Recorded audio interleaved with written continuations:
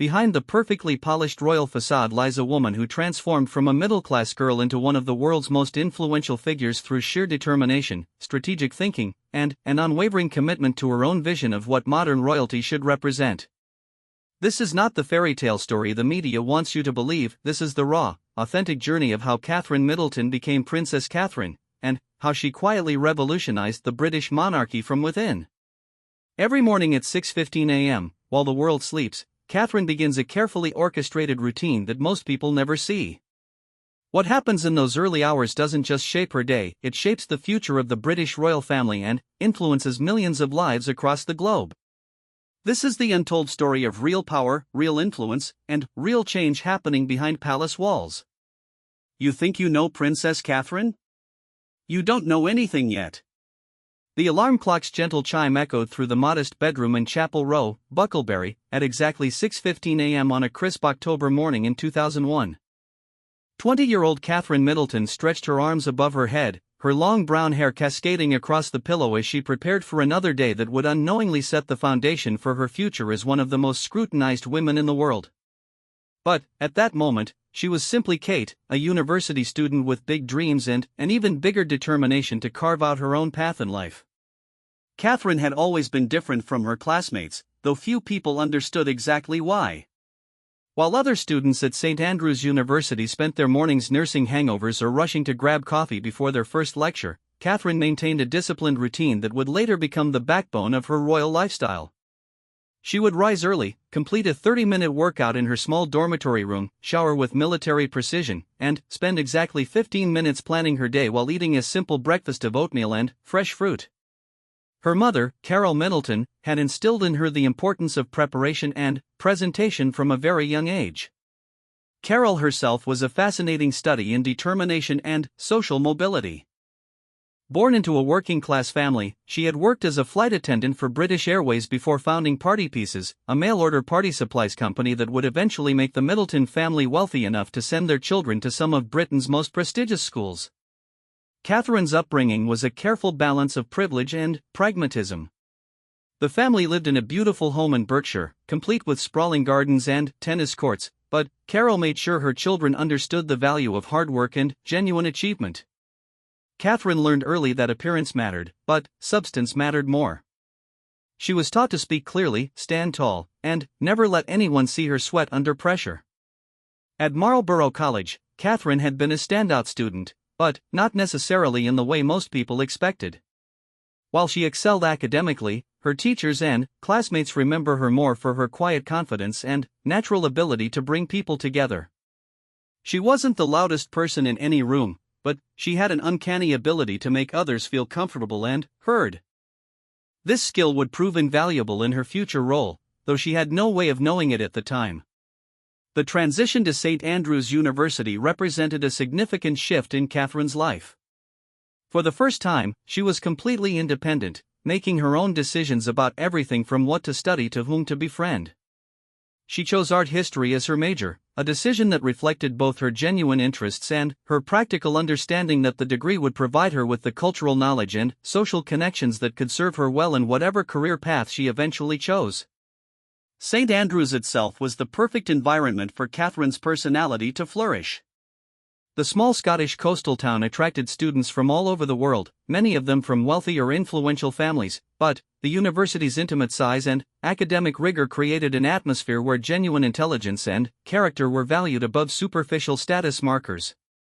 Catherine thrived in this environment, quickly establishing herself as someone who could move comfortably between different social groups while maintaining her own identity and values. Her daily routine at university reflected the discipline and intentionality that would later characterize her approach to royal duties. She attended every lecture, completed assignments well ahead of deadlines, and participated actively in study groups and academic discussions. But she also made time for sports, particularly field hockey and tennis, understanding instinctively that physical fitness and competitive experience would serve her well in whatever challenges life might bring. Catherine's approach to friendships was similarly strategic, though not in a calculating way. She genuinely cared about the people around her and invested time and energy in building meaningful relationships. She remembered birthdays, offered help with difficult coursework, and created study sessions that became social events. Her dormitory room became a gathering place where students would come not just to work on assignments but to talk through personal problems and celebrate small victories. The most remarkable thing about Catherine during this period was how she managed to be simultaneously ambitious and humble.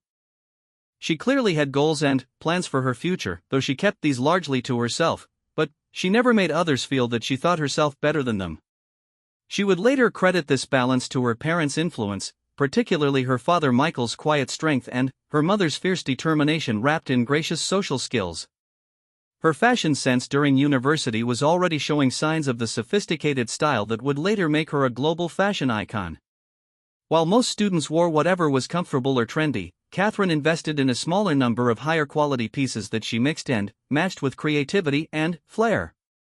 She understood that how she presented herself would influence how others perceived her capabilities and character, a lesson that would prove crucial when she eventually entered the royal spotlight. Catherine's academic work during this period reveals a young woman with a deep appreciation for history, art, and cultural traditions, but also someone who was thinking critically about how these traditions could evolve and remain relevant in a modern world. Her essays and projects often focused on the intersection between traditional artistic forms and contemporary social issues, a perspective that would later influence her approach to modernizing royal traditions while respecting their historical significance.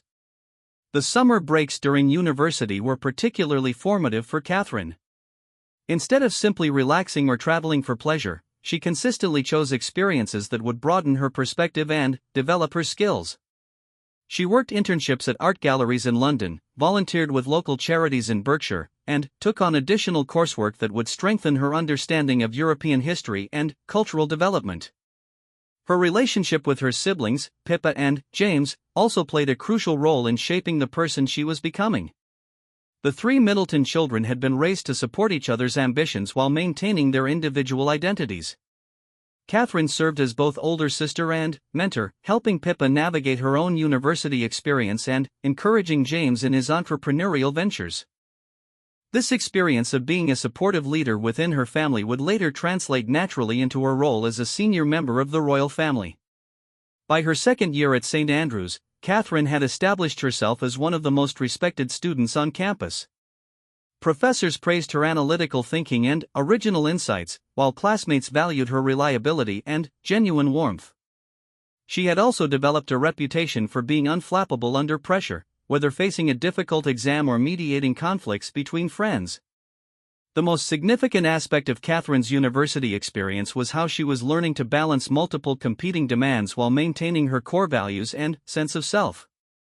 She was developing the skills and confidence that would later allow her to navigate the intense pressures of royal life while continuing to grow and evolve as an individual. Every challenge she faced and overcame was building the foundation for the remarkable woman she would become. As her second year at St. Andrews drew to a close, Catherine had no way of knowing that her life was about to change dramatically. But the person she had become through years of careful preparation, genuine hard work, and thoughtful relationship building was perfectly positioned to handle whatever challenges might come her way. The foundation had been laid for one of the most remarkable transformations in modern royal history. The charity fashion show at St. Andrews University in March 2002 would later be remembered as one of the most consequential runway walks in modern history, though at the time it seemed like just another student fundraising event. Catherine Middleton stood backstage in the makeshift dressing area, adjusting the sheer black dress that had caused such a stir during rehearsals. She had no idea that in the audience, a young man named William Wales was watching with newfound interest, seeing her in an entirely different light than he had during their previous casual encounters around campus. William had noticed Catherine before, of course. It was impossible not to notice someone who carried herself with such natural grace and confidence in the small, tight-knit community of St. Andrews. But their interactions had been limited to polite conversations in the library, shared glances across lecture halls, and the occasional group study session where Catherine's quick wit and genuine warmth had begun to distinguish her from the other students who were clearly hoping to catch the future king's attention. What William found most intriguing about Catherine was precisely what made her different from every other person who had tried to get close to him since his identity as second in line to the throne had become widely known. She treated him like a normal person. When he made jokes, she laughed only if they were actually funny. When he expressed opinions about their coursework, she engaged with his ideas rather than automatically agreeing. Most remarkably, she seemed completely uninterested in the fact that he was royal, focusing instead on getting to know him as William, the sometimes awkward, always thoughtful young man who was trying to figure out his place in the world just like everyone else their age. The fashion show changed the dynamic between them in ways that neither fully understood at the time. William's reaction to seeing Catherine on the runway was immediate and visceral, but it wasn't just about her physical appearance. It was about confidence, about the way she owned the moment without seeming to need anyone's approval or validation. She walked that runway like someone who knew exactly who she was and wasn't apologizing for taking up space in the world. After the show, William approached Catherine with a directness that surprised even him.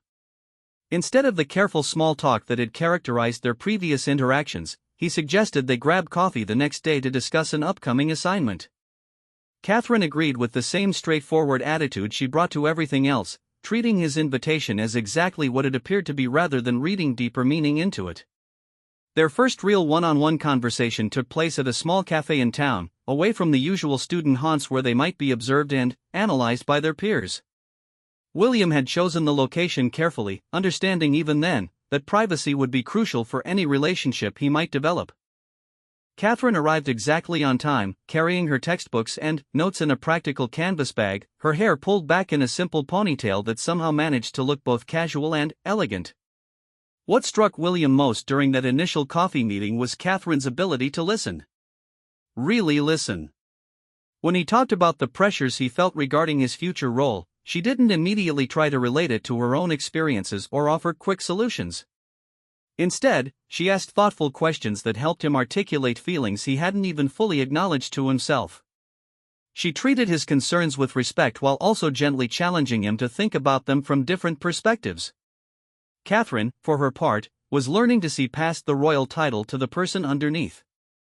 William was clearly intelligent and caring, but he was also dealing with pressures and expectations that she could barely comprehend. She found herself genuinely wanting to understand his world, not because she was impressed by his status but because she was beginning to care about him as an individual who was struggling to define himself in the face of overwhelming external expectations. Their relationship developed slowly and organically over the following months. They began studying together regularly, their academic collaboration gradually expanding to include long walks along the Scottish coast, casual dinners at student pubs, and increasingly personal conversations about their hopes, fears, and dreams for the future. Catherine was one of the few people who could make William laugh genuinely, while William challenged Catherine intellectually in ways that pushed her to think more deeply about art, history, and the role of tradition in modern society. The first time William stayed over at Catherine's apartment was after a particularly intense study session that had stretched late into the night.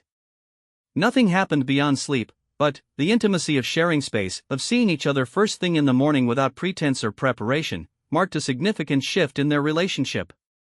Catherine made breakfast while William read passages from their coursework aloud, creating a domestic rhythm that felt natural and comfortable despite the extraordinary circumstances surrounding their lives.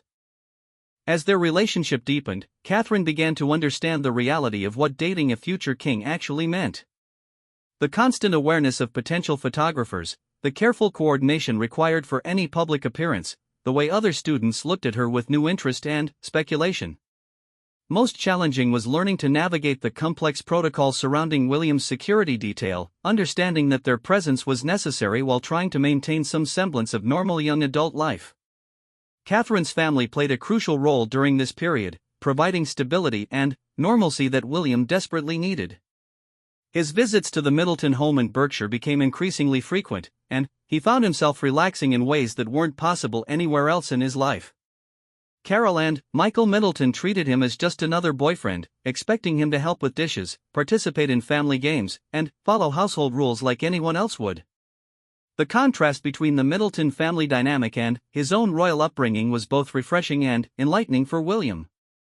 He saw how Catherine's parents had created an environment where their children felt secure enough to take risks, pursue their interests, and develop their own identities. This family foundation was clearly part of what made Catherine so confident and grounded, qualities that were becoming increasingly important to William as he contemplated his own future. Catherine's approach to the relationship was characteristically thoughtful and strategic, though not in a manipulative way. She understood that getting involved with William would fundamentally change her life, and she wanted to be certain that she was making this choice for the right reasons. She spent considerable time thinking about whether she was genuinely falling in love with William the person or being influenced by the excitement and status that came with dating the future king.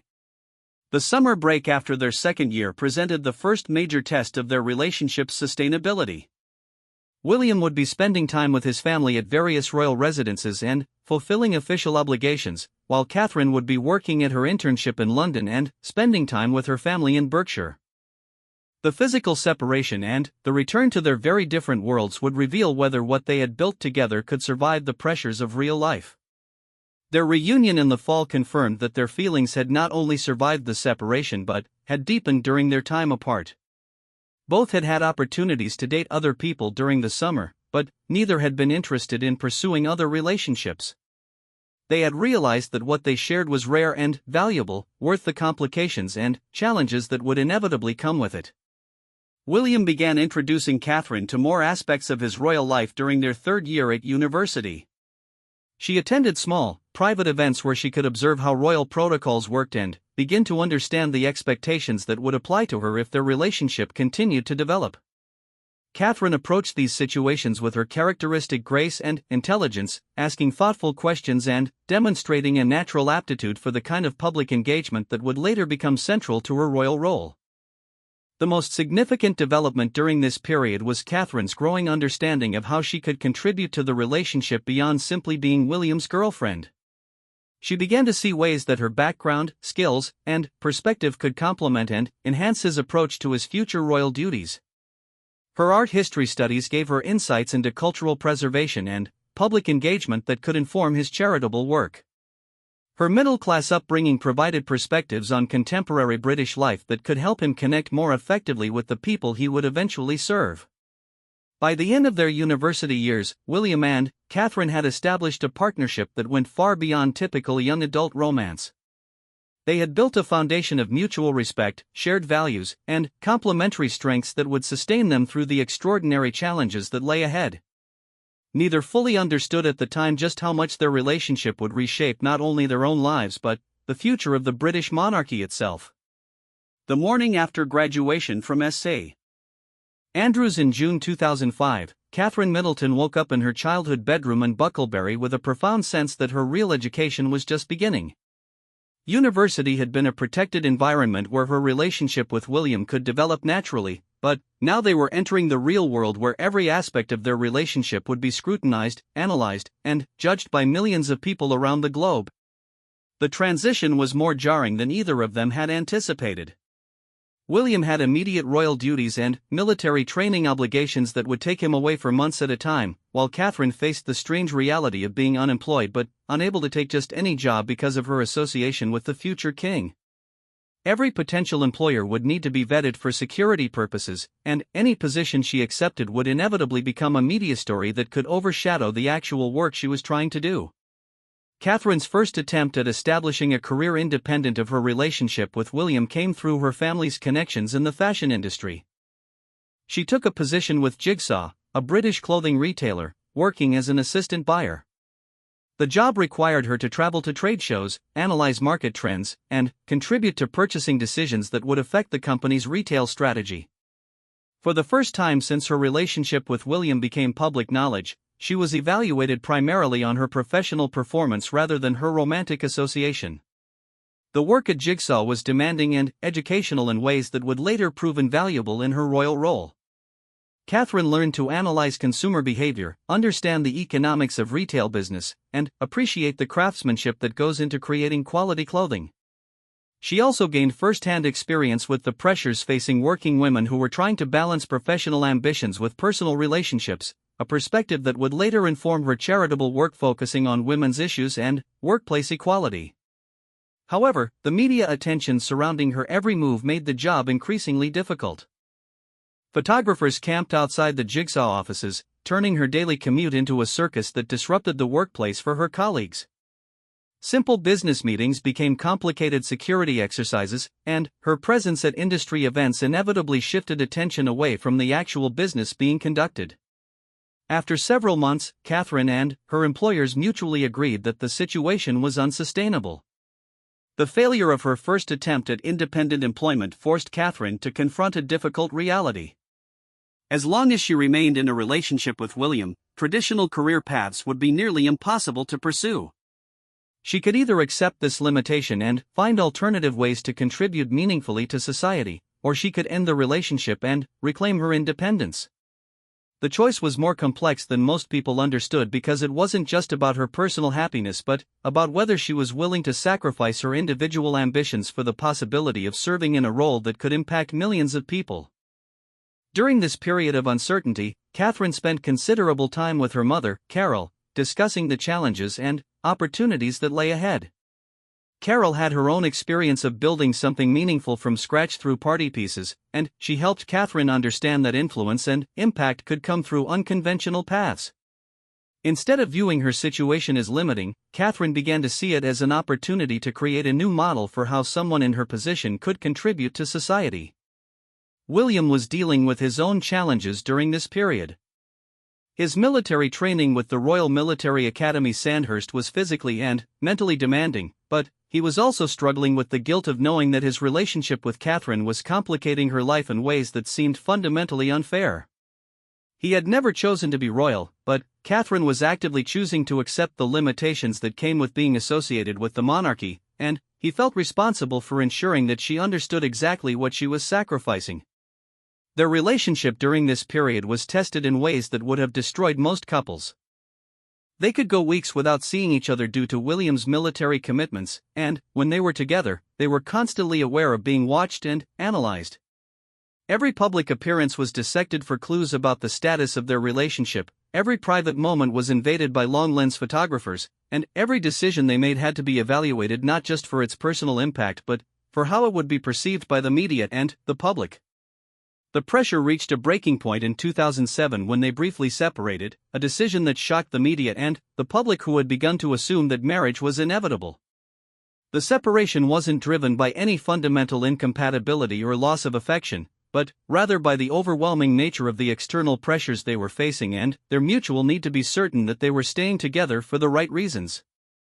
During their time apart, Catherine demonstrated remarkable strength and dignity. Instead of seeking sympathy or trying to win public support through media appearances, she maintained complete privacy about the situation while focusing on her own personal growth and development. She used the time to travel, to reconnect with friends who had been somewhat sidelined by her relationship with William, and to seriously consider what kind of life she wanted to build for herself. The separation also gave Catherine space to observe how the royal family and the institution of monarchy functioned when she wasn't directly involved. She watched how other members of the royal family handled their public responsibilities, studied the charitable organizations and causes that were most effectively making a difference in people's lives, and began to develop her own ideas about how she could contribute if she and William ultimately decided to reunite. William's experience during this separation was equally important for his personal development. For the first time since their relationship had begun, he had to imagine his future without Catherine, and the exercise made him realize how much she had become not just his partner but his closest advisor and most trusted confidant. He also came to understand how much her perspective and insights had been shaping his own approach to his royal duties and his vision for the kind of king he wanted to become. When they reunited several months later, both Catherine and William had gained a clearer understanding of what they meant to each other and what they were willing to sacrifice to make their relationship work. Catherine had decided that she was prepared to accept the limitations on her personal freedom in exchange for the opportunity to contribute to causes she cared about through the platform that came with royal association. William had realized that Catherine's support and partnership were essential not just for his personal happiness but for his ability to fulfill his royal duties effectively. The reunion marked the beginning of a more serious phase in their relationship. Catherine began to receive informal training in royal protocol, spending time with other members of the royal family and learning about the various charitable organizations and causes that they supported. She shadowed Princess during several official engagements, observing how the Princess Royal managed to maintain both dignity and accessibility while carrying out public duties. Catherine's natural intelligence and social skills made her a quick study in royal protocol, but she also brought fresh perspectives that impressed senior members of the royal household staff. She asked thoughtful questions about why certain traditions existed and whether they were still serving their intended purposes. She suggested modifications to standard procedures that could make royal engagements more meaningful and effective. Most importantly, she demonstrated an intuitive understanding of how to connect with people from all backgrounds while maintaining the appropriate level of formality. Her charitable interests during this period began to focus on issues related to children's welfare, mental health, and educational opportunity. These weren't random choices but reflected careful consideration of areas where she felt she could make a genuine difference and where her background and skills would be most valuable. She began volunteering with various organizations, learning about their work and understanding how royal patronage could amplify their impact. The development of Catherine's charitable portfolio during this period revealed her strategic thinking and long-term vision. Rather than simply lending her name to popular causes, she invested time in understanding complex social issues and identifying opportunities where sustained attention and resources could create lasting change. She was particularly drawn to organizations working on preventive approaches to mental health and addiction, understanding that early intervention could be far more effective than trying to address problems after they had become crises. By early 2010, Catherine had evolved into someone who was clearly prepared for the responsibilities that would come with marriage to the future king. She had developed expertise in areas that complemented William's interests and training, established relationships with charitable organizations that aligned with her values, and demonstrated the personal strength and dignity necessary to handle the intense public scrutiny that would be part of her life going forward. The final test of her readiness came through a series of increasingly high-profile public appearances where she represented not just herself but the institution of monarchy. Her performance in these situations convinced both the royal family and the broader British establishment that she was ready for the formal role that everyone now expected her to assume. The foundation had been laid for one of the most successful royal marriages in modern history. The morning of April 29, 2011, Catherine Middleton woke up for the last time as a private citizen.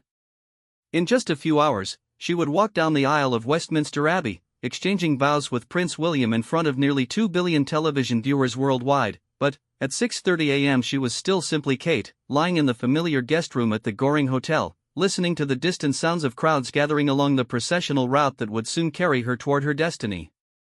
The previous months had been a whirlwind of preparation that had tested every aspect of Catherine's character and capabilities. Planning a royal wedding was unlike any other event coordination challenge in the world, requiring her to balance personal preferences with ancient traditions, family wishes with state requirements, and intimate moments with global spectacle. Every decision, from the choice of flowers to the guest list to the menu for the reception, would be analyzed and interpreted by media outlets around the world. Catherine had approached the wedding planning with the same methodical intelligence that had characterized her approach to everything else in her life. She studied the history of previous royal weddings, understanding which traditions were essential to maintain and which could be modified to reflect her own values and vision. She spent hours with royal protocol experts, learning about the ceremonial requirements while also advocating for elements that would make the day meaningful for her and William personally. One of the most significant challenges was creating a guest list that honored both the constitutional requirements of a royal wedding and the personal relationships that were important to Catherine and William. The guest list needed to include heads of state, members of parliament, representatives from the Church of England, and hundreds of people connected to the various charitable organizations that the couple supported. But Catherine was determined that the wedding also celebrate the friendships and family relationships that had shaped their lives and brought them to this moment. The decision to invite relatively unknown people alongside world leaders was typical of Catherine's approach to her new role. She understood that the wedding was a state occasion with constitutional significance, but she also saw it as an opportunity to demonstrate the kind of monarchy she and William wanted to represent.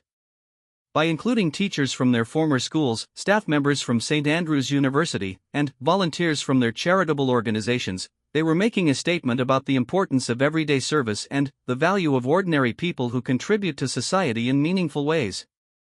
Catherine's choice of wedding dress became one of the most analyzed fashion decisions in history, but the process behind the selection revealed her careful balance between personal taste and public symbolism. She worked closely with designer Sarah Burton from Alexander McQueen, creating a gown that was elegant and timeless while also showcasing British craftsmanship and supporting British fashion industry workers. The dress needed to photograph beautifully from every angle, move gracefully during the ceremony, and create an image that would represent her for the rest of her life. The intricate lacework on the dress was created by the Royal School of Needlework, employing traditional techniques that were at risk of being lost. Catherine understood that her wedding dress would influence bridal fashion around the world, and she wanted that influence to support craftsmanship and artisanal skills rather than simply promoting mass-produced fashion. The choice reflected her growing understanding of how her platform could be used to promote causes and values that she cared about. The night before the wedding, Catherine participated in a private dinner at Buckingham Palace that brought together family members and close friends from both sides. The evening was deliberately intimate and personal, giving her a chance to connect individually with the people who had supported her journey to this point. She had prepared personal notes for each guest, thanking them for specific ways they had contributed to her life and expressing her hopes for how their relationships would continue to evolve. Her conversation with Queen Elizabeth II that evening was particularly meaningful. The Queen had watched Catherine's development over the previous several years, observing how she handled the pressures of public attention and how she prepared herself for the responsibilities that lay ahead. The Queen's approval was not just personal but professional, representing her confidence that Catherine would uphold the dignity and effectiveness of the monarchy while also bringing fresh perspectives that could help the institution remain relevant and respected. The morning of the wedding, Catherine's transformation into the Duchess of Cambridge began with a meticulously planned preparation routine. Her hair and makeup were designed to create a look that was polished and regal while still recognizably her own style. She had practiced the complex process of getting dressed in the elaborate gown, understanding that every movement would be captured by cameras and analyzed by fashion experts around the world. The drive from the Goring Hotel to Westminster Abbey gave Catherine her first real taste of what her public life would be like going forward. The crowds lining the streets were larger and more enthusiastic than anything she had experienced before, and their excitement and affection were both overwhelming and energizing. She could see people who had traveled from around the world just to catch a glimpse of her, families who had made signs and worn elaborate costumes, and children who were experiencing their first major royal celebration. The ceremony itself was a masterpiece of choreography that balanced ancient traditions with personal touches that reflected Catherine and William's values and vision. The choice of music included both classical pieces that honored the solemnity of the occasion and contemporary compositions that reflected their generation's perspective on marriage and commitment. The readings were selected to emphasize themes of service, partnership, and social responsibility that would characterize their approach to their royal duties. Catherine's demeanor during the ceremony impressed observers around the world. Despite the enormous pressure and the unprecedented global attention, she appeared calm, confident, and genuinely happy. Her interactions with William throughout the ceremony showed a natural partnership and mutual support that suggested their marriage would be a true collaboration rather than simply a ceremonial union. Her curtsy to the Queen after the ceremony was executed with perfect grace while still conveying genuine respect and affection.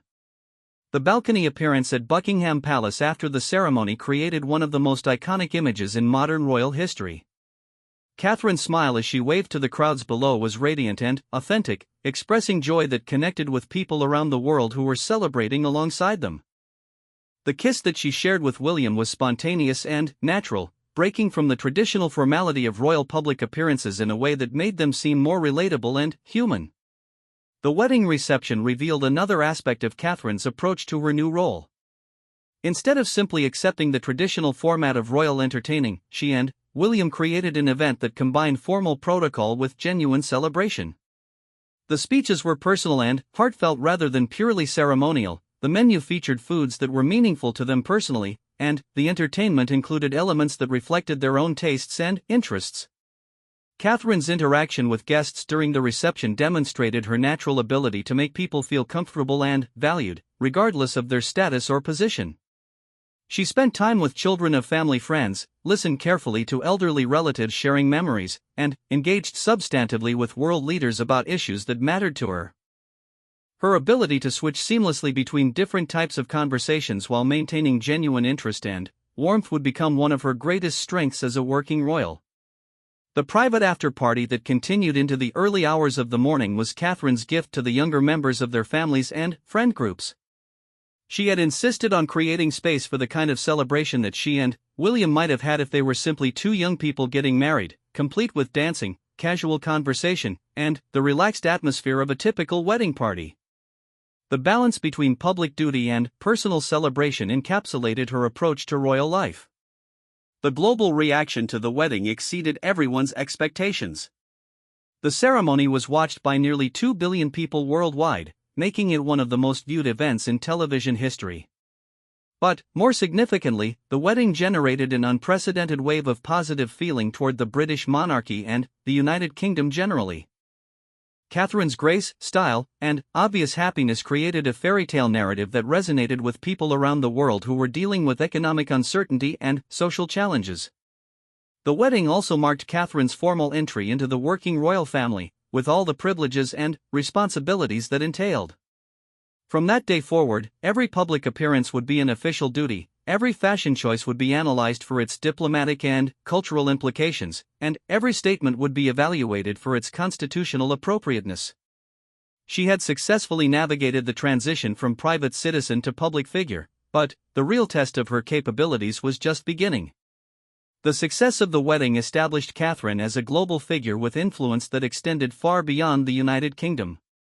Fashion designers around the world began creating clothes inspired by her style, charitable organizations sought her patronage, and international media outlets covered her activities with the kind of attention typically reserved for heads of state. She had achieved a level of global recognition and influence that would provide her with unprecedented opportunities to make a positive impact on the world. The first official engagement as the Duchess of Cambridge took place just weeks after the wedding, and Catherine approached it with the same thorough preparation that had characterized everything else in her transformation from private citizen to working royal. The visit was to a children's hospice in Yorkshire, a choice that reflected both her personal interests in supporting vulnerable children and her understanding that her new platform could bring attention and resources to organizations doing important but often overlooked work.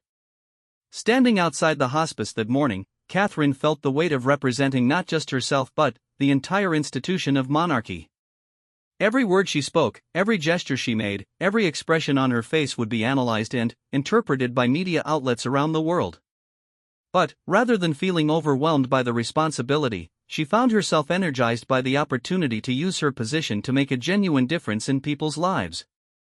The transformation in Catherine's approach to public life became evident almost immediately. Unlike many previous royal family members who maintained careful distance during public engagements, Catherine consistently sought opportunities for meaningful personal connection.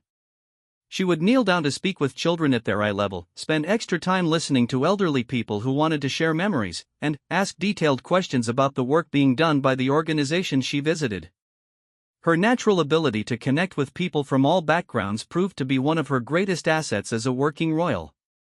Whether she was meeting with heads of state at formal diplomatic receptions or chatting with volunteers at community centers, Catherine maintained the same genuine interest in understanding their perspectives and experiences. This authenticity resonated with the British public and international observers, creating a new model for how royal family members could engage with contemporary society. The development of Catherine's charitable portfolio during her first years as Duchess revealed her strategic thinking about how to maximize her impact. Rather than simply accepting honorary positions with established organizations, she invested significant time in understanding complex social issues and identifying areas where sustained royal attention could create meaningful change. Her focus on early childhood development, mental health awareness, and addiction recovery reflected both personal interests and careful analysis of where her platform could be most effective. Her work with Place 2B, an organization providing mental health support in schools, exemplified her approach to charitable involvement. Instead of simply lending her name to their fundraising efforts, Catherine spent months learning about their programs, visiting schools where their counselors were working, and speaking directly with children, parents, and teachers about the impact of mental health services. She used her position to advocate for increased funding for school-based mental health programs and to reduce the stigma surrounding children's mental health issues. The birth of Prince George in July 2013 marked another significant transition in Catherine's life and her approach to her royal role. Motherhood added new complexity to her public duties, but it also enhanced her credibility when working with organizations focused on children's welfare and family support. Catherine was determined to maintain a balance between her responsibilities as a mother and her obligations as a working member of the royal family, understanding that both roles were important for her long-term effectiveness and personal fulfillment. Her approach to parenting reflected the same thoughtful balance between tradition and modernity that characterized her approach to royal duties. She was committed to giving her children as normal a childhood as possible while also preparing them for the unique responsibilities they would eventually assume. This meant regular family time away from the public eye, hands-on parenting without relying solely on nannies, and making deliberate choices about when and how to include the children in public events. Catherine's influence on the fashion industry during this period demonstrated how her platform could be used to support British businesses and promote sustainable practices. Her clothing choices consistently featured British designers, often spotlighting smaller labels and independent creators alongside established luxury brands. When she wore pieces from particular designers, those items would typically sell out within hours, a phenomenon that became known as the Kate effect and provided significant economic benefits to British fashion businesses. Her approach to fashion was strategic rather than superficial. She understood that her clothing choices communicated messages about her values, her respect for different occasions and cultures, and her support for various industries and causes. When visiting Northern Ireland, she would prominently wear pieces by local designers. When attending environmental events, she would choose sustainable fashion options or rewear existing pieces from her wardrobe, demonstrating that style and environmental responsibility could coexist. The international dimension of Catherine's role became increasingly important as she and William began representing the United Kingdom on overseas tours. Her first major international tour to Canada in 2011 established her as a significant diplomatic asset, with her warmth and genuine interest in Canadian culture creating positive feelings toward the UK that extended far beyond typical diplomatic exchanges. Her ability to connect with people across language and cultural barriers proved invaluable for what became known as soft diplomacy. Her subsequent tours to countries throughout the Commonwealth and beyond demonstrated her growing sophistication in international relations. She learned to adapt her approach to different cultural contexts while maintaining her authentic personality, studied the history and current challenges of each country she visited, and used her platform to highlight issues and organizations that deserved international attention. Her visits consistently generated positive media coverage that strengthened the UK's relationships with other nations. Catherine's work on the Heads Together campaign, which she launched with William and Prince Harry in 2016, represented the culmination of her evolving approach to using her platform for social change. The campaign aimed to reduce stigma around mental health issues and encourage people to seek help when they needed it. Catherine's personal involvement included sharing her own experiences with the pressures of public life and the importance of mental health support, breaking new ground in terms of royal family members discussing personal struggles. The success of Heads Together demonstrated Catherine's ability to translate her personal interests into large-scale social impact. The campaign reached millions of people through media coverage, social media engagement, and partnership with established mental health organizations. More importantly, it contributed to measurable changes in public attitudes toward mental health and increased utilization of mental health services throughout the UK. Her work during the COVID-19 pandemic revealed another dimension of Catherine's capabilities and commitment to public service. When lockdown restrictions made traditional royal engagements impossible, she quickly adapted to new forms of public engagement, conducting virtual visits with healthcare workers, teachers, and vulnerable community members.